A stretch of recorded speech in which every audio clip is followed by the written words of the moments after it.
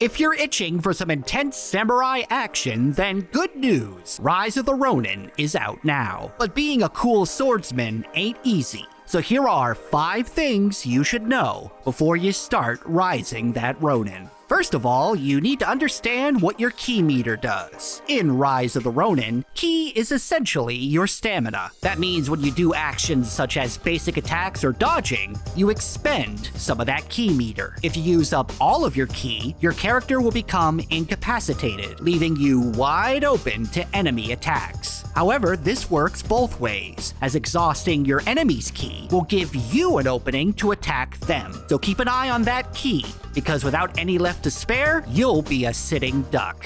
While you may want to run into every encounter and just hack and slash your way through them, using stealth is sometimes the best option for dealing with large groups of enemies. Sneaking around and picking off enemies one by one is a much more efficient way of dealing with multiple baddies. And even if you get caught assassinating someone, their comrades will become panicked upon witnessing their death, which will give you the edge in battle. So if you're having trouble taking out gangs of enemies head-on, being a sneaky samurai may be the way to go. If you're having issues with the various tough bosses, there's nothing wrong with relying on some help from your allies. As you meet new characters, some of them will accompany you on missions, and there are plenty of reasons for you to have them follow you around out in the field. In combat, allies can distract enemies to allow you to fall back when you need to, and they can help you box enemies in to give you an advantage. If you fall in battle, allies can revive you, and you can even switch over and play as your allies if they have a combat style that may be better suited against the boss or enemy you're currently fighting.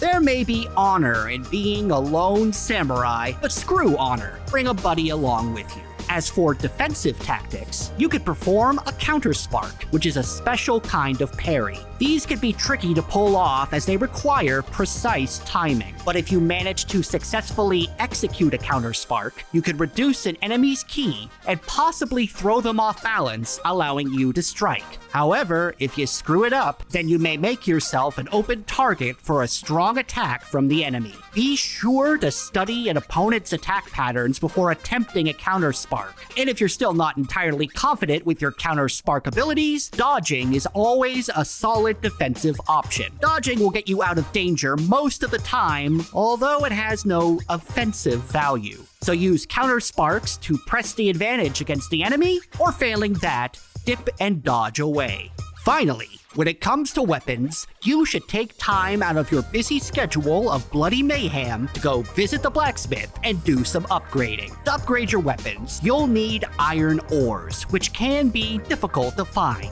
Luckily, you can have the blacksmith disassemble lower-level weapons to give you plenty of iron ores to upgrade your shiny, more powerful weapons. You should also make sure to have a ranged sub-weapon equipped. You get 2 sub-weapon slots, and one of them should be filled by a ranged weapon, such as a rifle or a bow and arrow, to help take out weaker enemies. Certain missions in the game will require you to take out enemies non-lethally. In these no-kill missions, it's a good idea to equip a wooden weapon to make things easier. So if you just need to beat someone into unconsciousness rather than to death, be sure to have a wooden weapon in your storage for just such an occasion.